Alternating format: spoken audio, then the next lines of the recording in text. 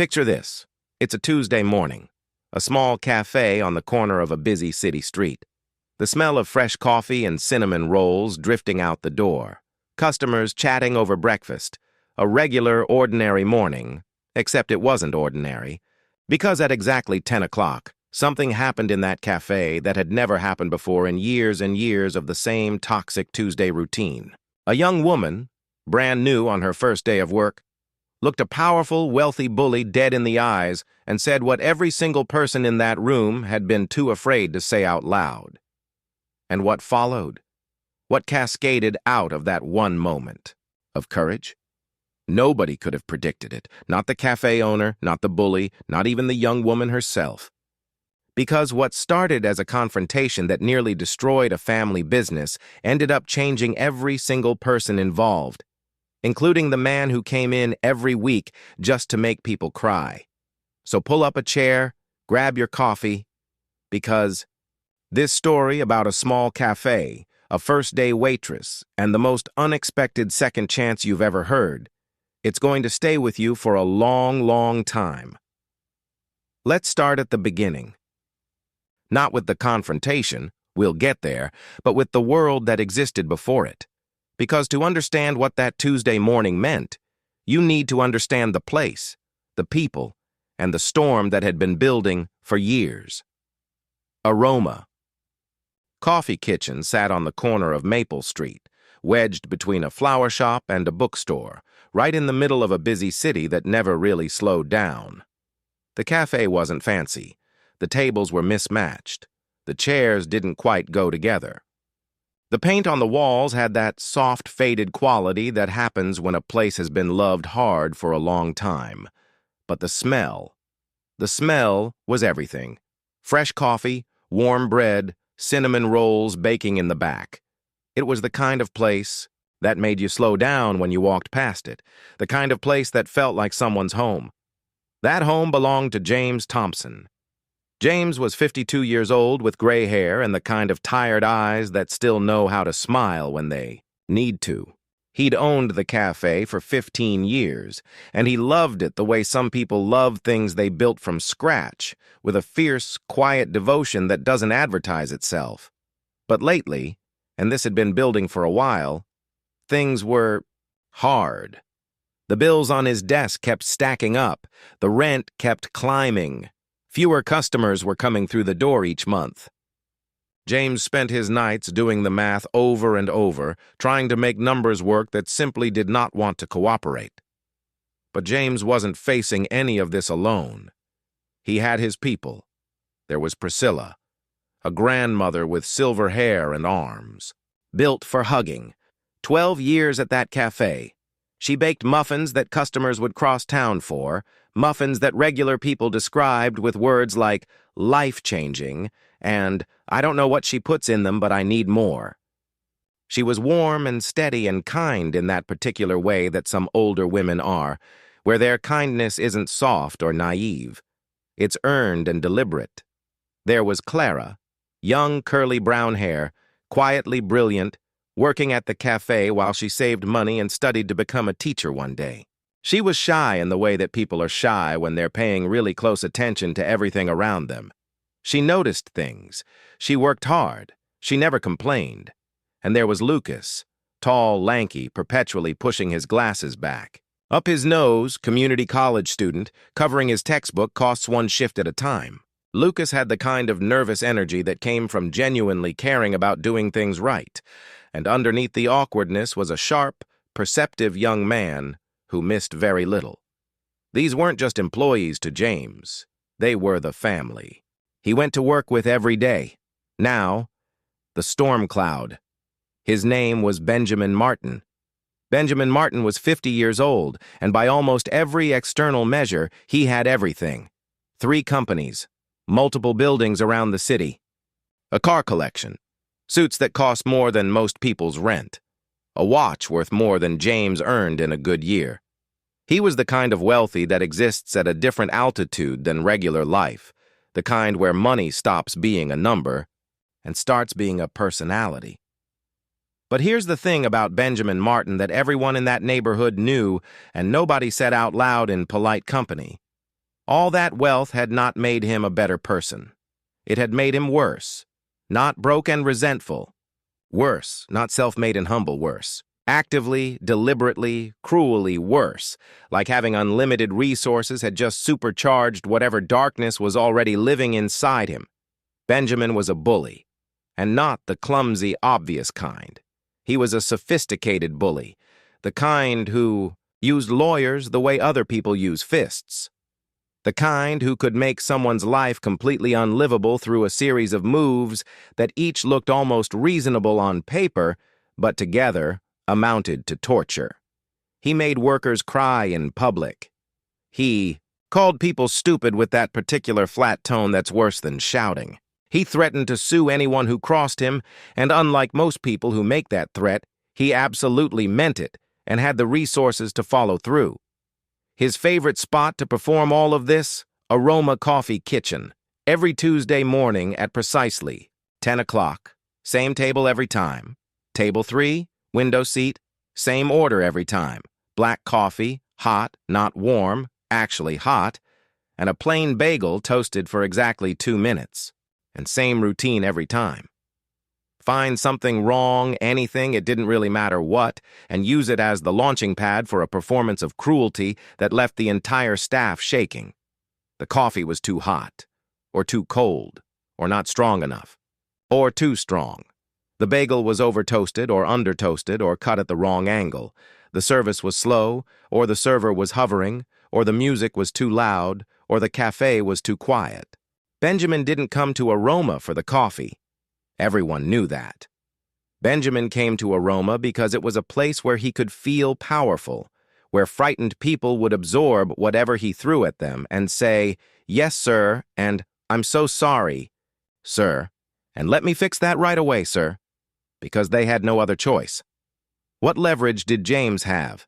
The man could lawyer up in an afternoon. One lawsuit, even a frivolous one, could drain a small business dry just in legal fees before a single judge ever looked at it. They had no money for lawyers. They had no connections. Against Benjamin Martin, they had essentially nothing. So, they'd learn to survive Tuesdays, speak softly, move carefully, don't make eye contact for too long. Hope he drinks his coffee and leaves. They had been doing this for years. Now, enter Isabella. Isabella Thompson was 23 years old, just finished with her business degree, standing at one of those crossroads that everyone hits in their early 20s, where you know what skills you have but you're not sure yet what to do with them. Her dad had called with the suggestion, "Come work at the cafe for a while, help me out, figure things out." Isabella had worked there during summer breaks in high school. She knew coffee, she knew tables, she knew the flow of the place. And, honestly, she missed her dad. She said yes. She showed up that first morning with her hair in a ponytail, black pants, white shirt, the green Aroma Coffee Kitchen apron with the yellow lettering, and the kind of open, bright energy that comes with a genuine first day. She looked in the mirror before she left her apartment. "Let's make it a good one," she said to herself. She had absolutely no idea. When she walked into the cafe at 9:30, her father was already there. But he was tense in a way she recognized immediately. His shoulders were tight. His smile landed just short of his eyes. She'd barely said good morning before Priscilla came sweeping out of the kitchen with a tray of muffins, face lighting up, pulling Isabella into one of those signature hugs. Clara and Lucas came over. For a few minutes, everything felt warm and normal. And then she noticed. Everyone was glancing at the clock. Everyone was glancing at the door. Like the atmosphere in the room was slowly pressurizing. "Is everything okay?" Isabella asked. The cafe went quiet. James pulled her to the side. "There's someone who comes in every Tuesday," he said. A customer named Benjamin Martin. And the way he said the name, carefully, the way you'd say the name of something you were trying not to wake up, told her everything about what was coming even before anyone explained. Clara told her about being made to cry just the week before. Priscilla, with quiet dignity, said he'd called her muffins cardboard and threatened the health department over food that was absolutely fine. Lucas, pushing his glasses up, said flatly, "He's the worst person I've ever met, and he has enough money that we can't do anything about it. We just take it." Isabella's eyes narrowed. "You just let him be mean to you?" James put his hand on her shoulder. "I know how you are," he said. "I know you hate bullies. But this isn't some guy being rude. He's powerful. He's dangerous. One wrong word and he could sue us and take everything, the cafe, our savings, all of it." He looked at her with those tired eyes she loved. "When he comes in, just smile, be polite, and please, please don't talk back to him." Isabella looked at her father, looked at Priscilla, looked at Clara and Lucas, who both wore that specific expression of people who have learned to absorb things they shouldn't have to absorb. "Okay, Dad," she said. "I understand." And she meant it. She genuinely intended to stay back and let them handle it. She did. But then the clock hit 10. The bell above the door jingled. Benjamin Martin walked in like weather. His shoes hit the floor with that deliberate click, click, click of someone who expects the room to rearrange itself around him. Dark gray suit without a single wrinkle. Hair slicked back like it had been, welded into place. Face carved into an expression of permanent, low-level contempt. Isabella watched him from behind the counter. What she noticed first, what struck her, were his eyes. Dark, empty, not vacant like someone who isn't paying attention, but empty like someone who made a decision a long time ago about how much the people around him were worth. There was no warmth, no basic human acknowledgement. Not so much as a flicker of good morning toward a room full of people who showed up every day to make his coffee exactly the way he wanted it. "Table 3, he announced. Not a question. Not even really addressed to anyone. Just an order dropped into the air, expecting reality to comply. James almost jumped. "Yes, Mr. Martin. Right away, sir." Benjamin walked to his window seat and sat down. Pulled out his phone but didn't look at it. Scanned the room instead, eyes moving slowly over everything like he was looking for a specific type of flaw he hadn't found yet. James hurried over with a menu Benjamin never opened. "Good morning, Mr. Martin. How are you today?" Silence. "Can I get you your usual, sir?" "Obviously," Benjamin said. "Black coffee. Hot. Not warm, actually hot. And a plain bagel toasted for exactly 2 minutes." A pause. "I assume you remember how to tell time." Isabella's hand stopped moving on the coffee machine. "Did he just—" James's smile tightened. "Of course, sir. Right away." He walked back behind the counter, and Isabella could see her father's hands were shaking. Slightly, but definitely. Her father. Her strong, kind, steady father who had raised her by himself after her mother died, who'd worked 2 jobs to put her through college, who had never once in her memory said a cruel thing to anyone. Shaking. Because of this man who'd just insulted him over his ability to read a clock. The heat in Isabella's chest kicked up a notch. The staff moved around, her like a practiced, silent emergency response. Priscilla to the coffee machine, hands slightly trembling. Clara at the toaster, timer already set, watching it with the intensity of someone diffusing something. Lucas had migrated to the far side of the cafe, cleaning tables with studied focus, staying as far from table 3 as the geometry of the room allowed. "Dad," Isabella whispered, "why do you let him do this?" "Because I have to," James said quietly. "Because if I don't, we lose everything." He looked at her. "Please, stay behind the counter." The coffee finished brewing. Priscilla poured it into their best cup with hands that trembled just enough to notice. Clara plated the bagel, perfectly toasted, exactly 2 minutes. Checked. Twice. Priscilla arranged everything on a tray with the careful precision of someone who knows they're about to be judged on every detail. She carried it across the cafe like she was carrying something precious and dangerous at the same time. Set it down on table 3. Your coffee and bagel, Mr. Martin. Benjamin didn't acknowledge her, picked up the cup, took a small sip. The entire cafe held its breath. He set the cup down, his face twisted. This coffee is lukewarm. Priscilla blinked.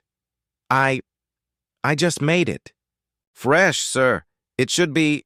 Are you arguing with me? His voice went up a register. Are you telling me I don't know the difference between hot and lukewarm? No, sir. This is unacceptable. He stood up. The chair scraped, loud, deliberate. Every head in the cafe turned. I come here every single week. Every week. And every week you people find new ways to disappoint me. My 10-year-old nephew could make better coffee. Priscilla's eyes were filling. Mr. Martin. James was moving toward the table, voice carefully controlled. Please let me... Benjamin turned on him. This is your fault. You clearly don't train your staff. You hire incompetent people who can't perform the simplest tasks. I should shut this place down. I should call the health department. I should sue you for... The coffee is fine. Everything stopped.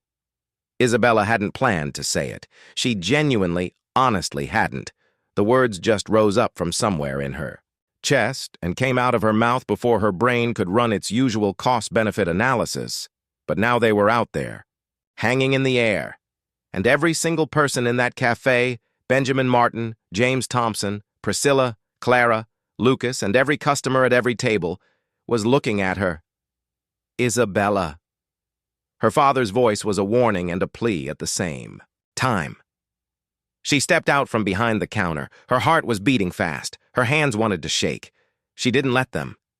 The coffee is fine, she said again, walking toward table 3 with steady steps. Priscilla made it fresh.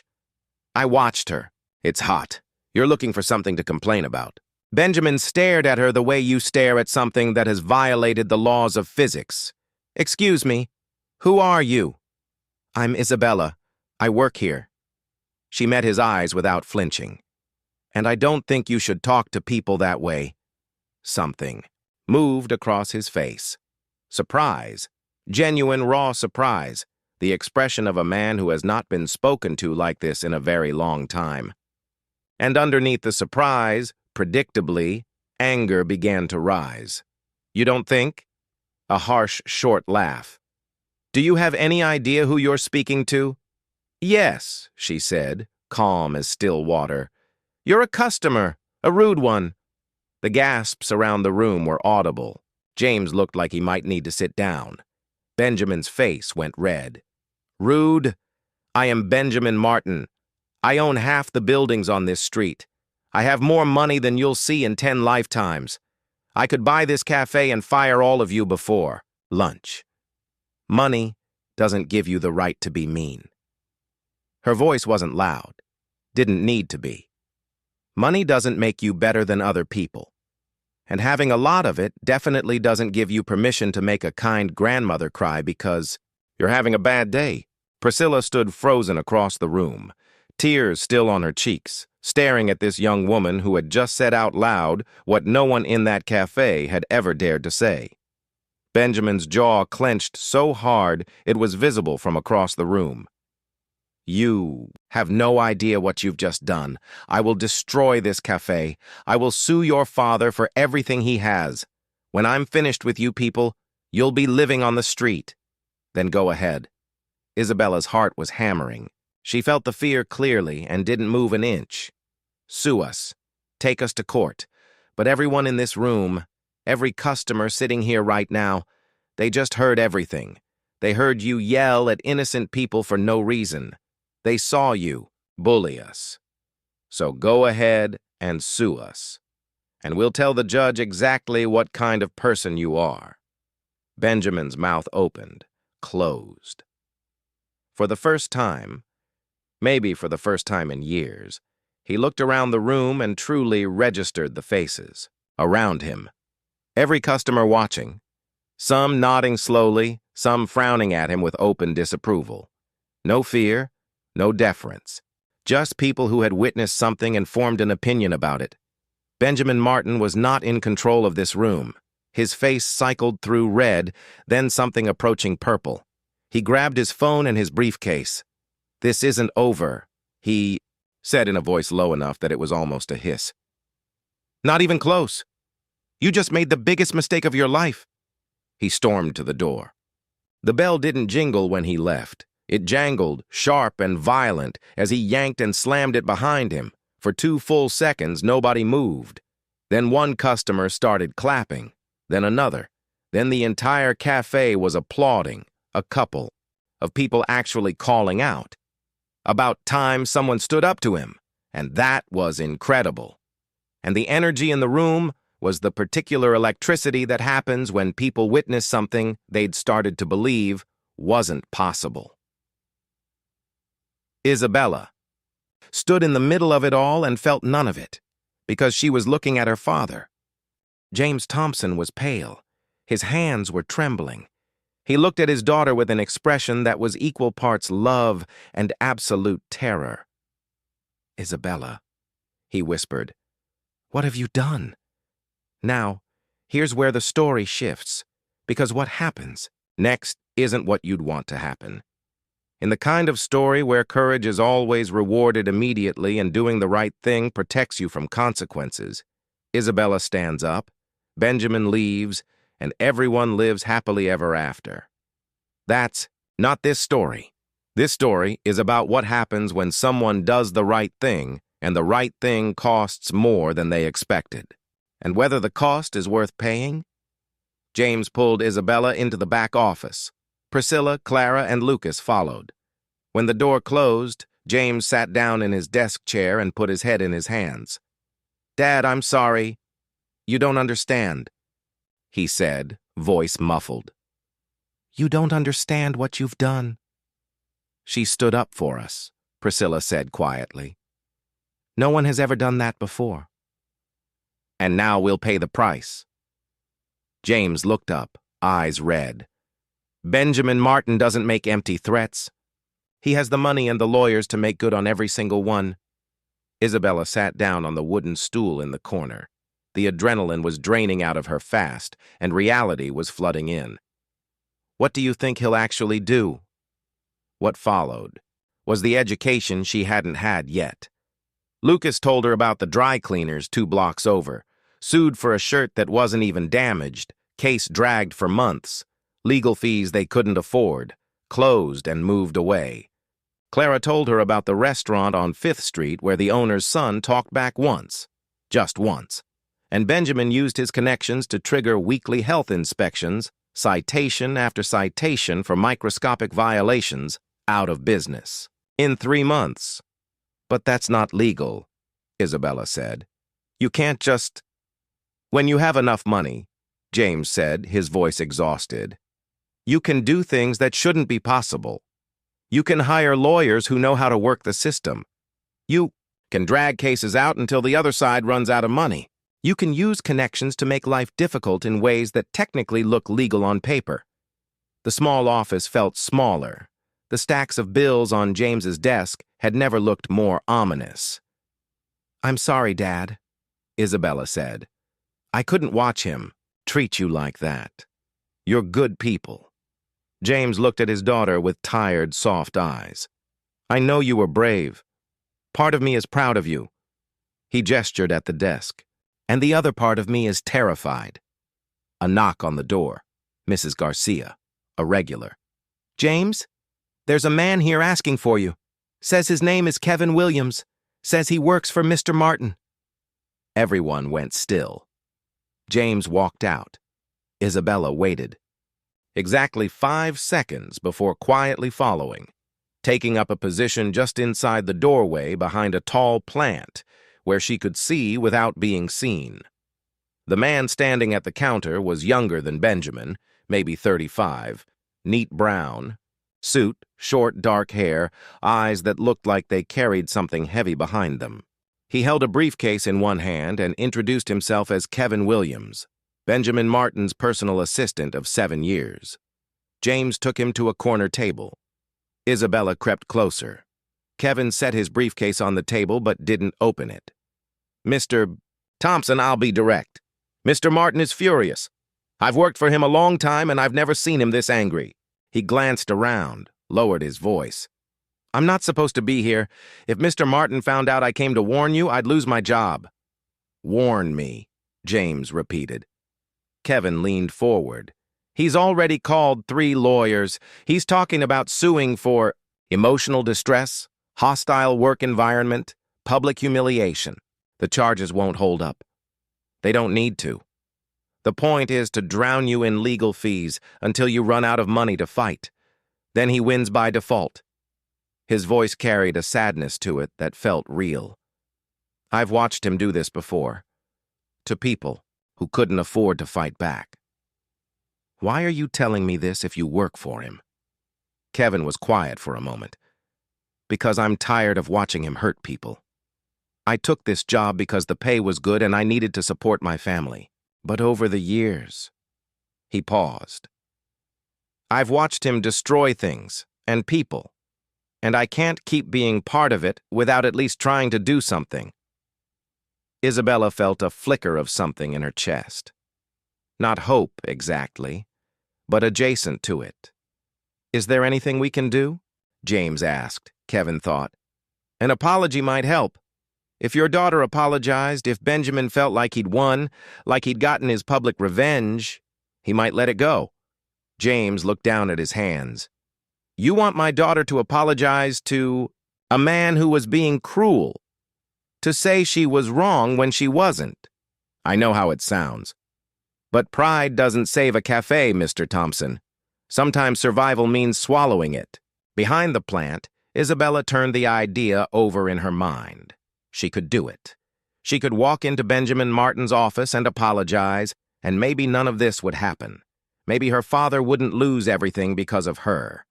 But before James could respond, the front door opened. 2 men in suits, clipboards, cameras.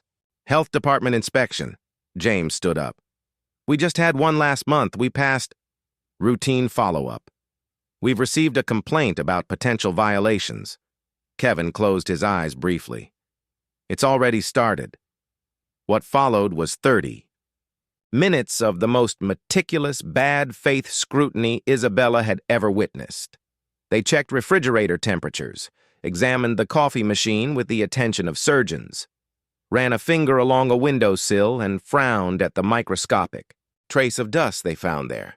They went into the kitchen and opened every cabinet, checked expiration dates on cans with weeks of shelf life remaining, photographed every corner. 14 violations, a smudge on a window, a can of tomatoes expiring in 2 weeks instead of 3, a coffee filter holder that wasn't stored at the precise height specified in subsection 12 of some health code nobody had ever had reason to read before. The reinspection fee was $500. $500, James said. Just to have you come back and check things you're inventing. The inspector's face didn't change. Have a good day, sir. After they left, Kevin stood slowly. I'm sorry. This is just the beginning. Tomorrow it might be the fire marshal. Next week, a building inspector. He'll keep sending people until you can't afford the fees. Isabella stepped out from behind the plant. She couldn't stay hidden anymore. She watched her father sink into a chair. All the color had left his face. Maybe, James said quietly, it's time to give up. Close the cafe, before we lose any more. Dad, before the bank takes my house, before we end up with nothing at all, we can't give up. I can't fight him, Isabella. His voice cracked. He has too much power. We're just ordinary people. We don't stand a chance. And then something Isabella had never experienced happened. Her strong, brave father, the man who'd raised her alone, who'd never broken in front of her, who had always found another way, started to cry. Not big, dramatic sobs, just tears, quiet and defeated, from a man who had run out of road. Isabella knelt down next to him and took his hands. Then I'll apologize. I'll go to him right now and apologize. I'll beg him to stop if that's what it takes. It's too late, James said. You embarrassed him in public. He won't accept an apology now. He wants revenge. Kevin paused at the door. For what it's worth, Your daughter was right about everything she said. He looked at Isabella. I just wish the cost wasn't so high for the people brave enough to say it. He left. Priscilla was crying. Clara and Lucas looked helpless. And outside, dark clouds were gathering over Maple Street like the weather was getting the memo. The next several days were the hardest Isabella had ever lived through. Wednesday, a fire marshal showed up. 6 violations. A fire extinguisher mounted 3 inches from its required position. An exit sign that wasn't bright enough, even though everyone in the room could read it clearly. Another $500. Thursday, a building inspector. The back door, the same door that had been there for 15 years without incident, suddenly didn't meet current code. $800 to replace it. Friday, a letter from a law firm arrived with a B. Letterhead printed in gold. Heavy paper. Benjamin's name at the top. He was suing the cafe for $50,000. Emotional distress. Reputational damage. James set the letter down on his desk very carefully, the way you set something down when you're afraid your hands might do something you'll regret. We don't have $50,000, he said. We don't even have $5,000. Dad! You were right to stand up to him. You were brave. He looked at the letter. But I don't know what to do. And then it got worse. The coffee supplier called. Someone had contacted them, threatened that if they continued doing business with the cafe, they'd lose other accounts across the city. They weren't coming back. James would have to source beans elsewhere at twice the price, and the quality difference was immediate. Customers noticed. The landlord called. The rent was doubling, starting next month. There was a clause in the lease. Business concerns about the property, he cited the health violations, that allowed him to adjust. The same landlord who'd renewed their lease without issue for 15 years. Benjamin wasn't hitting them with one lawsuit. He was attacking, from every direction simultaneously, suppliers, landlord, inspectors, lawyers, each move individually defensible.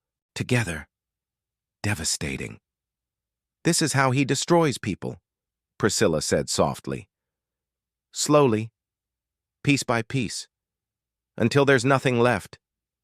James picked his chair up off the floor from where he'd knocked it over and sat back down. Maybe it's time to close the cafe before he takes everything. At least we'd have something left. Dad, this cafe is your life. Maybe it's time for that life to end. Isabella looked around the room at these people she loved. Her father, Priscilla, Clara, Lucas. All of them looking defeated, and something inside her that had been running on fear and adrenaline and guilt reached a different kind of bottom, and then rebounded. No, no, she said, out loud, loud enough that everyone looked at her. No, we are not giving up. Isabella, I started this. I stood up to him when everyone said don't, and now good. People are suffering because of it. But if we roll over now, if we close and walk away and let him win, what happens next? He does this to someone else, then someone else. He keeps being a bully forever because no one has the courage to keep pushing back. Courage doesn't... Pay lawyers, James said. Then we find another way. She pulled out her phone. That video of Tuesday morning.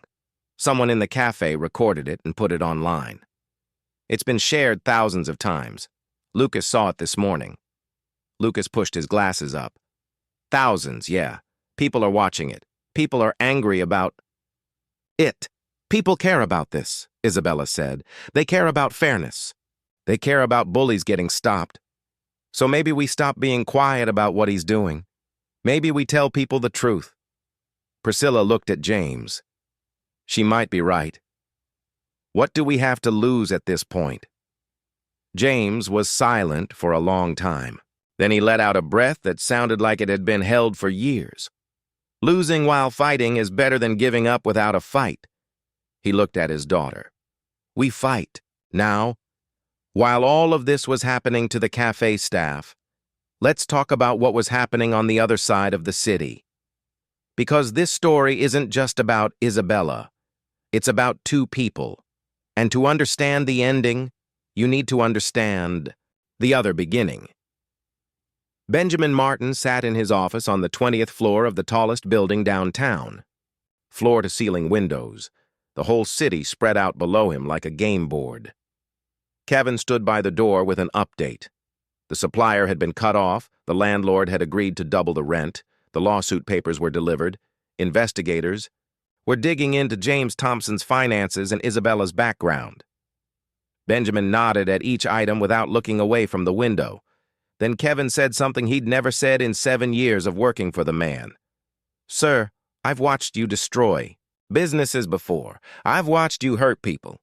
And I've always told myself they must have done something to deserve it. But this time," he took a breath, "this time you were the one who was wrong. You were being cruel to those workers. The waitress was right to call you out."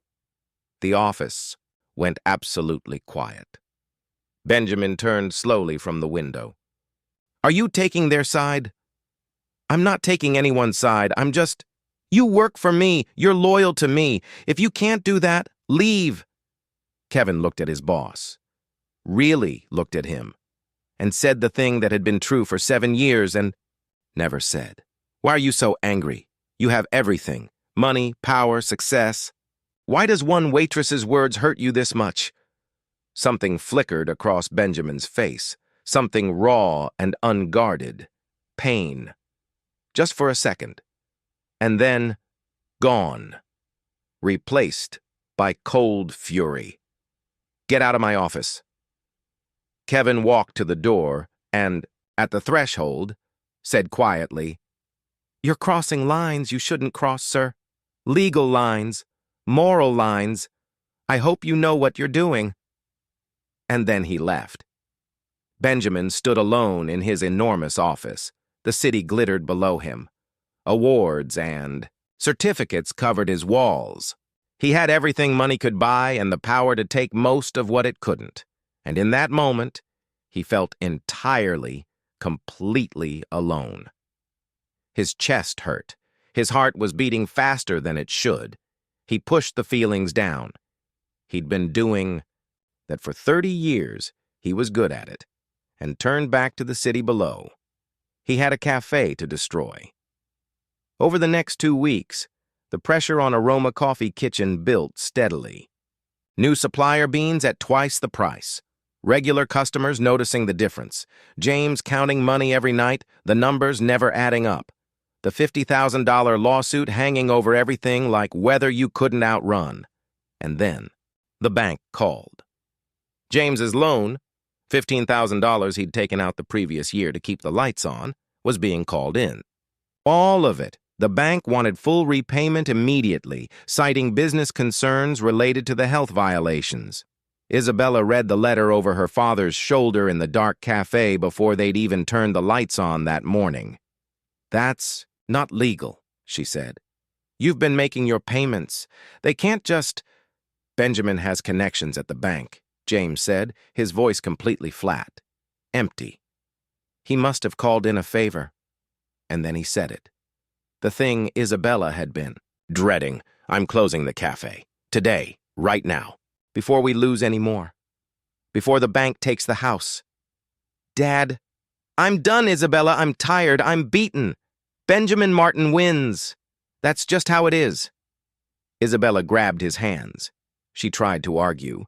He pulled away. When Priscilla and Clara and Lucas arrived and James had to tell them, Clara cried. Lucas just stood there, pushing his glasses up over and over, not saying anything. Lucas asked where they'd work. James promised good references, said he was sorry he'd failed them. "You didn't fail us," Priscilla said. "He did. They opened that morning anyway. One last day. The staff moved through it like people walking through fog. Barely talking. A few customers came in. The clock moved. And at around 11 o'clock, the bell above the door jingled in a way that made everyone's stomach drop. Because Benjamin Martin walked in, he was smiling. Not his usual contempt as default expression, actually smiling. A cold, deliberate, I came to watch smile. He walked straight to table 3, his table, his window seat, and sat down like he owned the chair and always had. Quite empty in here today, he said. Business must be slow. How unfortunate. James walked over slowly. His hands were fists at his sides, but his voice was controlled. What do you want, Mr. Martin? What I always want. Coffee and a bagel. We both know you're not here for coffee. You came to watch us go under. James's voice cracked slightly. Fine. Congratulations. You win. We're closing. Benjamin's smile grew. Closing down? My. All because you couldn't train your staff properly. Isabella stepped forward. She told herself she was done. She told herself she'd stay quiet. She'd started all of this, and good people had suffered for it, and she wasn't going to make it worse, but respect, she said. Her voice was shaking, and she didn't try to hide it. You've never respected anyone in your life. You use your money to hurt people. You destroy lives because it makes you feel powerful. She looked directly at him. But deep down, you're just a sad, lonely, angry man who has nothing real. No friends. Nobody who actually cares about you. Just money. And money can't buy a good night's sleep, Mr. Martin. It can't buy peace. It can't buy a clear conscience. It can't buy a single person who will sit with you and actually be glad they're there. Isabella, James started. You know what I think? I think the anger you pour into everyone around you. I think it started as fear. Fear that without the money and the power, nobody would want to be near you. And you were right to be afraid of that. Because the person you've built, nobody does. Benjamin shot to his feet. His chair fell backward with a crash. How dare you? He didn't finish the sentence. His hand went to his chest. His eyes went wide with shock. Real shock, not theatrical. And his face changed into something Isabella had never seen from him. Pure, raw fear. He gasped. The hand gripping the table edge went white-knuckled. His legs were buckling. "Oh, my God," Clara whispered. "Is he—" Benjamin collapsed. The sound of him hitting the floor was the most awful sound in that room. He lay there gasping, both hands at his chest, his face twisted. For a moment, nobody moved. Frozen in the particular horror of witnessing something you can't process fast enough. Priscilla screamed, "Someone call 911!" Lucas was already running, to the corner with his phone. James started toward Benjamin, then stopped because he didn't know what to do, and that not knowing was its own kind of terrible. And then Isabella's training clicked in. Business degree. Required first aid course. CPR certification that she'd rolled her eyes at in class because who actually uses this? She hadn't thought about it in 2 years. But her body remembered. She dropped to her knees beside him. "Dad, help me turn him on. He's back." "Isabella, what are you—" "Just help me." Together they rolled Benjamin over. She tilted his head back, checked his airway, checked for breathing, nothing. She locked her hands over his sternum and started compressions. 1, 2, 3, 4, 5. She'd done this on a training dummy in a classroom. The dummy had been quiet and plastic and cooperative. This was a man, a real person. His chest felt completely different. The weight of what she was doing, that she was the only thing between this person and death, pressed down on her with every count. 15, 16, 17. "Ambulance is coming," Lucas called from the corner. They said 10 minutes. 10 minutes. 10 minutes without compressions, and it was over. 28, 29, 30. She tilted his head, pinched his nose, gave 2 rescue breaths. Back to compressions. 1, 2, 3. Her arms were already burning, sweat dripping. She didn't stop. Priscilla knelt beside her. "You can do it, Isabella. You're doing great." 15, 16. Isabella looked down at Benjamin Martin's face. The man who had tried to destroy her family, who had made Priscilla cry, who had chased away their supplier and doubled their rent and threatened them with lawyers. He was gray and slack and completely helpless. She could stop. The thought was there, honest and real. She could just stop pressing. No one would blame her. He had done terrible things to terrible people, and the world might genuinely be a marginally better place without him in it. But even as the thought formed, she already knew what she was going to do.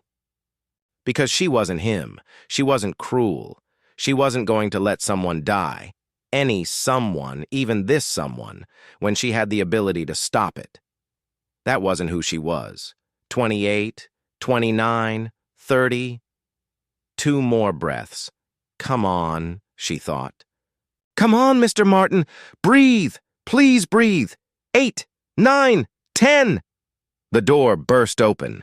Paramedics rushing in with equipment and a stretcher. We've got it from here, one of them said, moving Isabella gently aside. She sat back on her heels, arms shaking, heart pounding, completely spent. The paramedics moved with the practiced efficiency of people who'd done this many times. Defibrillator paddles applied. Benjamin's body jolted. Nothing. Again. His whole frame convulsed, and then a gasp.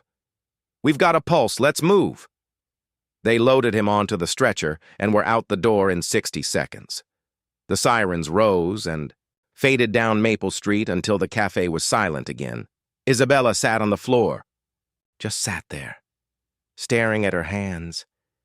James knelt beside her and pulled her into a hug. You saved his life, he whispered. Isabella, you just saved his life. I know, she said. She didn't feel like a hero. She just felt tired. 3 days passed. Nobody heard from Benjamin. Nobody heard from his lawyers. It was the quietest 3 days in the cafe's recent history, which was either peaceful or ominous, depending on how you looked at it. Isabella couldn't stop thinking about the floor, about the count, about looking down at his face while she pressed. Thursday afternoon, her phone rang. Unknown number. Is this Isabella Thompson? A man's voice, familiar somehow. Yes. This is Kevin Williams, Mr. Martin's assistant. A pause. I wanted to call and thank you. The doctor said if you hadn't done CPR, he would have died before the ambulance arrived. Isabella sat with that for a moment. I just did what anyone would do. No, Kevin said quietly. Most people wouldn't have, especially not after everything he did to you and your father. A pause. How is he? Awake. Stable. Massive heart attack. His heart was badly weakened. They had to do emergency surgery. He'll be in the hospital at least another week. Kevin's tone shifted. Miss Thompson, Mr. Martin wants to see you. What? Why? He won't tell me exactly. He just keeps saying he needs to thank you personally. He needs to say it to your face. Kevin paused. You don't have to go. I know what he's done to you and your family. I won't pretend otherwise. But when I told him what you did, that you, the person he was trying to destroy, got down on the floor and saved his life, he cried. Silence. He cried, Kevin repeated. I've worked for him 7 years. I've never seen it, not once. But when I told him what you did, something in him broke open. I think almost dying made him see things differently. I think maybe, and I'm not saying this as a guarantee, but I think maybe something changed. Isabella looked out the cafe window at the street. Which hospital? She said. St. Mary's, room 847, 8th floor. She took the bus. The hospital. Had that particular smell. Antiseptic under flowers. Clean under something else that wasn't quite clean. The elevator doors opened on the 8th floor, and she walked down the long, shining corridor to the room at the end. She knocked. Come in. Weak. Quiet. What Isabella saw when she opened that door stopped her mid-step. Benjamin Martin in a hospital bed. Plain gown, I've running into his arm, wires connecting him to softly beeping machines. His hair, always slicked back, always controlled, was loose and messy. His face was pale and thin. He looked small. He looked old. He looked like a person. When he saw her, his eyes filled immediately. "You came," he said. His voice was rough, like something had scraped it raw. Isabella walked in slowly, sat in the chair beside the bed, keeping some careful distance between them. The machines beeped. Someone down the hall laughed. "I don't know how to do this," Benjamin said finally. "I've spent my whole life never apologizing, never admitting I was wrong. Never." He stopped, pressed his lips together, started again. "The doctors told me I was minutes from death. And do you know what I thought about in those last seconds before I blacked out?" He looked at her. "Nothing. I thought about absolutely nothing. No happy memories, no faces, no accomplishments I was proud of. Just emptiness." A tear ran down his cheek. He didn't wipe it. "I'm 50 years old. When I faced death, I realized I had nothing worth remembering, no one whose life I'd made better, no one who would grieve me, just nothing." He looked at his hands, thin now, fragile looking. "And then Kevin told me what you did, that you, the person I was trying to destroy, got down on your knees and kept me alive." His voice cracked. "You could have let me die. You probably should have, but you didn't." Isabella felt her own eyes getting wet. She didn't speak. "If it had been you on that floor," Benjamin said, "I would have stood there and done nothing. I know that about myself, because that was the kind of person I was." A pause. "Was. I don't know who I am anymore." He was quiet for a moment. "I spent my whole life building walls," he said. "Walls of money and power and fear. I thought they protected me. But they didn't. They just made me more and more alone, so completely, terribly alone." "Benjamin," Isabella said gently, using his name because that was what he'd asked for. "Why did you become like this? When did this start?" He looked at the ceiling. Then he began to talk. When he was young, Isabella's age, maybe younger. He'd had nothing. Father left when he was 5. Mother worked 3 jobs, old clothes, wrong shoes, bullied at school by kids who could smell the poverty on him. He'd promised himself, with the specific ferocity of a humiliated child, that he would never be powerless again. Never be weak. So he worked. He built. He made money. And somewhere in the making of it, he discovered that money was power. And power meant that no one could hurt him anymore. No one could make him feel small. He could be the one who controlled the room now. He could be the one people feared. "But you became the bully you used to fear," Isabella said softly. "Yes," barely a whisper. "I became the person I hated, and I told myself it was okay, that I'd earned it, that they deserved it." He looked at her directly. "I was wrong about everything. Money didn't protect me. It isolated me. Power didn't make me safe. It made me cruel. And in the end, when my heart stopped, all of it, all the money and the power and the fear, meant absolutely nothing. The only thing that mattered was the kindness of a person I tried to destroy." Isabella's tears were running freely now. She didn't try to stop them. "I don't deserve your forgiveness," Benjamin said. "I know that. But I need you to know I'm sorry for what I did to you, to your father, to Priscilla and Clara and Lucas, for years of hurting people because I could." "You're not a monster," Isabella said. The words surprised her slightly. She hadn't planned them, but they were true. "Monsters can't change. People can." He looked at her with the kind of hope that hurts to look at directly. "Can I really change? After everything?" She thought about Priscilla's tears, about her father's shaking hands, about the stack of bills on James's desk and the bank letter that morning in the dark, about all the businesses Benjamin had taken, apart over the years, and then she thought about second chances, about what it actually means to believe that people can be more than their worst moments, about whether forgiveness is something you give for the other person's benefit or your own. "I think anyone can change," she said carefully, "if they genuinely want to, if they're willing to do the actual hard work of becoming different. But words aren't enough. Being sorry isn't enough. You have to change your actions, not just with us and with everyone, all the people you've hurt." "I will," Benjamin said, and the urgency in his voice was real. "I swear it. I'll drop the lawsuit. I'll undo everything I did to your cafe." "It's not just about us," she said, gentle but clear. "It's about all of them. If you really want to change, you need to make things right with all of them." He nodded, tears falling steadily. "You're right. I'll spend the rest of my life making things right, however long that is." A pause. "The doctors say my heart is badly damaged," he said. "Even with surgery, I might have a few years, maybe less." "Then don't waste whatever time you have." For the first time, Benjamin Martin smiled a real smile. Not contemptuous, not cold, not mocking or superior. Just warm, human, like a face that had remembered how to do something it had forgotten. "You're wise," he said. "Much wiser than—" "I was at your age," Isabella stood up. "You need to rest."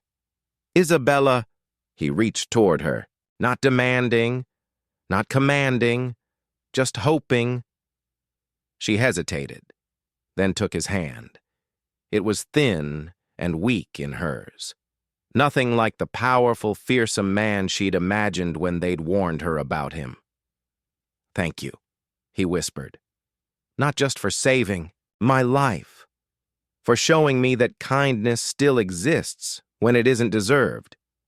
You gave me something more valuable than my life. You gave me the chance to become something better."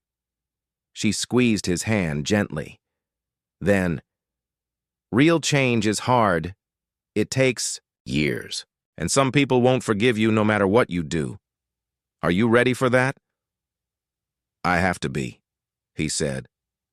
"Because the alternative, staying who I was, that's not living. That's just being trapped." She let go and walked to the door. Turned back once. "Don't waste it," she said, and left. The next morning, James received a phone call. He was going through the bills, the usual morning ritual of deciding which fires needed water most urgently, when his phone rang. A lawyer's name.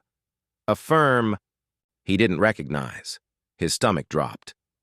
But what the lawyer said was this: Benjamin Martin was withdrawing the lawsuit. All claims effective immediately. He was also sending formal letters to the health department, fire marshal, and building inspectors, acknowledging that he had used his influence to target the cafe unfairly. He was contacting their landlord and suppliers. He was reversing everything. James sat staring at his phone for a full minute after the call ended. Isabella came out from the kitchen. He looked like he'd seen something supernatural. "Benjamin's dropping the lawsuit," he said. "All of it. He's undoing everything." 2 days later, Kevin Williams walked into the cafe carrying a large envelope. Inside was a check for $25,000.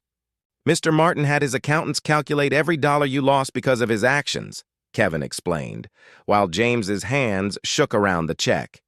"Lost business, inspection fees, violation costs, legal consultations, the supply markup, everything.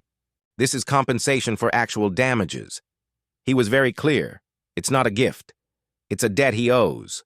There were individual envelopes for Priscilla, Clara, and Lucas, $1,000 each, for the emotional distress they'd been subjected to. Priscilla held her envelope and said nothing for a long moment. Then, "He's really doing this. He's really trying." "I've worked for him 7 years," Kevin said quietly. "I've watched him hurt so many people. I genuinely never thought he was capable of—" He searched for the right word. of being human, of actually caring. He looked at Isabella. She saved more than his life that day. I think she saved his soul. 1 week after being released from the hospital. Benjamin walked back into Aroma Coffee Kitchen. Not at table 3. A different table. A corner table that had no history. He wasn't wearing a suit. Plain pants. Simple button-up. Hair not quite controlled.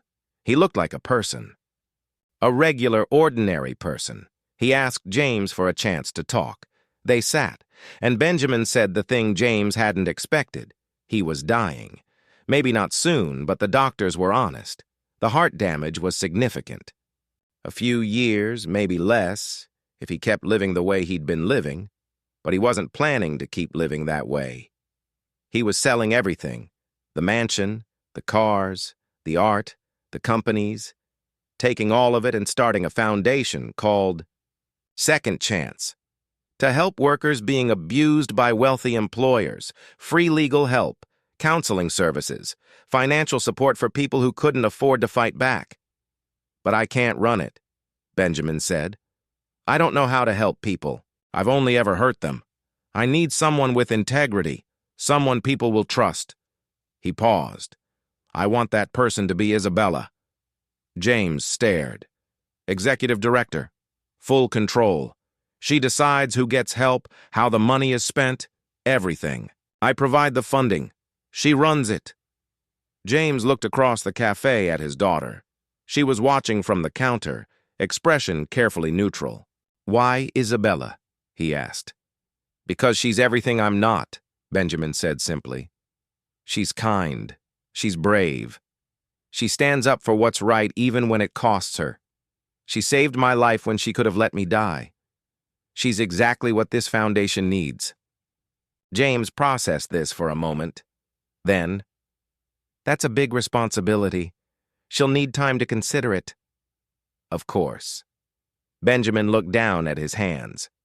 There's one more thing I need to ask. This one's even harder. He looked back up. I want to work here, at the cafe, as a volunteer. I'll clean bathrooms, wash dishes, take out trash, whatever you need. I've spent my whole life in offices telling people what to do. I need to learn what it means to actually serve people. I think working here with you and your team might teach me that. James was quiet for a long time. Isabella had drifted, closer. She'd heard most of it. I think, she said slowly, that everyone deserves a second chance. But second chances have to be earned. If you work here, you're treated like anyone else. No special treatment, you do the hard jobs, the dirty jobs, and if you slip, even once, back into the old attitude, you're done. Benjamin looked at her. I understand completely. She looked at her father. Your call, Dad, James thought. About everything. The pain, the fear, the sleepless nights, the bills, the lawsuit, the tears on Priscilla's face. He thought about all of that. And then he thought about something else. About the world he wanted to believe existed, where people could genuinely be better, where second chances meant something, where the choice to forgive was also a choice, to be the kind of person who forgives. Okay, he said, trial basis. You start at the bottom, cleaning bathrooms, trash, dishes. You see a therapist. You work through whatever made you this way. He extended his hand. And you're done the second I see the old you. Benjamin took the hand, held it. His eyes were wet. Thank you. Thank you for giving me a chance. I won't waste it. He didn't. He showed up the next morning at exactly 6 o'clock in jeans and a plain t-shirt that looked like the most foreign clothes he'd ever worn. James handed him rubber gloves and a bucket and said the bathrooms needed to be done before 7. For an hour, Benjamin Martin, who had not cleaned a bathroom in decades, possibly ever, scrubbed toilets and mopped floors and cleaned mirrors until they shone. His back hurt, his knees ached, his hands went wrinkled from the water. And there was something in it, something honest and grounding that he hadn't felt in years. When James came to inspect and said simply, Good job. Now help Priscilla in the kitchen. Benjamin felt something he hadn't recognized at first. Then he did. It was dignity, the kind that comes from work, not status. The first few weeks were full of dropped plates and forgotten orders and floors. Mopped wrong and done over. He never complained, never snapped, just apologized and tried again.